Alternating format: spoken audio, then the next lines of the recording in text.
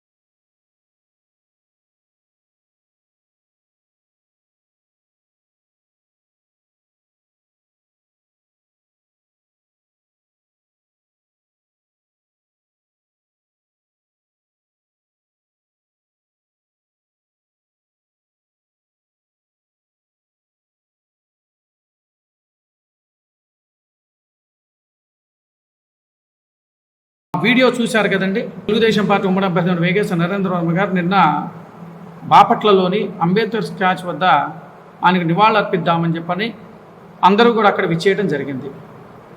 ఎంపీగా పోటీ చేస్తున్న కృష్ణప్రసాద్ గారు ఒక 10 నిమిషాలు అనుకోకుండా అనివార్య కారణాల వల్ల వారికి ఉన్న మీటింగులకు కానీ దేని సందర్భంలో ఒక 10 నిమిషాలు లేట్ అవ్వటం వల్ల ఆయన కొద్దిగా రావటం లేదు. అక్కడ మా వాళ్ళంతా, అక్కడ తెలుగుదేశం పార్టీ కార్యకర్తలు, అభిమానులు అందరూ కూడా అక్కడ ఉన్నారు.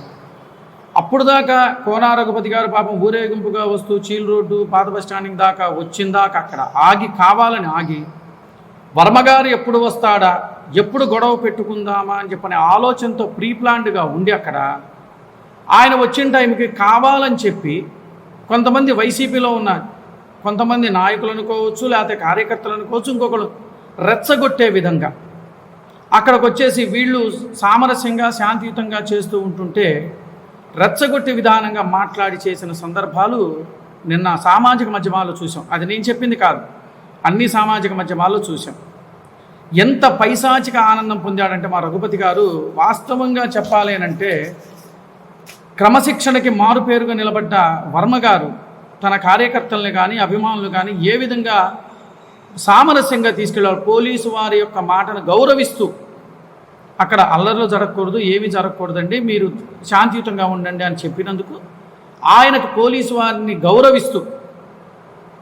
గౌరవిస్తూ శాంతియుతంగా ఆయన వెళ్ళటం జరిగింది. అది కూడా మనం చూసాం. వెళుతున్న ఫోటో కూడా ఆ వీడియోలో మీకు క్లియర్గా కనబడుతుంది. వెళ్ళే దోవ కూడా మీకు కనబడుతుంది, చూపిస్తా ఆ వీడియోలో చూడండి. దాంట్లో స్పష్టతగా మీరు ఆ వీడియో చూస్తే ఆయన అంబేద్కర్ గారి దగ్గరకు వచ్చినప్పుడు భుజాల మీద ఎక్కించుకొని ఓహో ఊహు అంటూ ఊపుకుంటూ చేస్తుంటే దాన్ని మనం ఏ భాషలో మనం తీసుకోవాలో ఒకసారి దాన్ని, అంటే వర్మగారు శాంతియుతంగా వెళ్తుంటే నేను ఎగురుతున్నాను అంటే నేను పైశాచిక ఆనందం పొందినట్టేగా.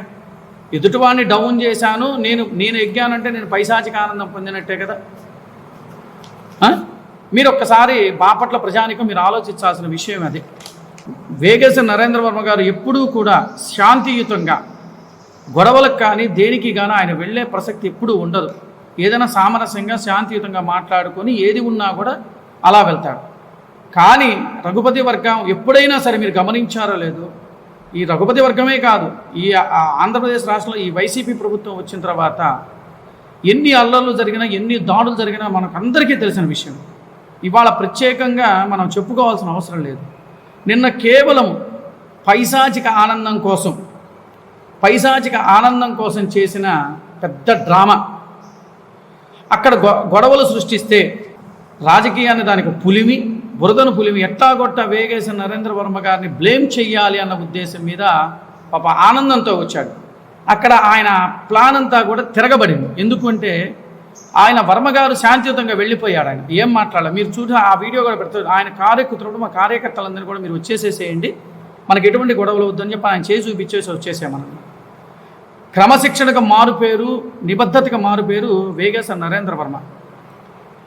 బాపట్లలో ఉన్న ప్రజానికం, బాపట్ల నియోజకవర్గం ప్రజలారా, మన నియోజకవర్గంలో నేను బాపట్ల వాస్తవం ఉన్నాయి కాబట్టి నేను చెప్తున్నా, నేను కదా ఒక్కసారి నేను చెప్పింది కూడా మీరు క్షుణ్ణంగా మీరు ఒక్కసారి ఆలోచించండి.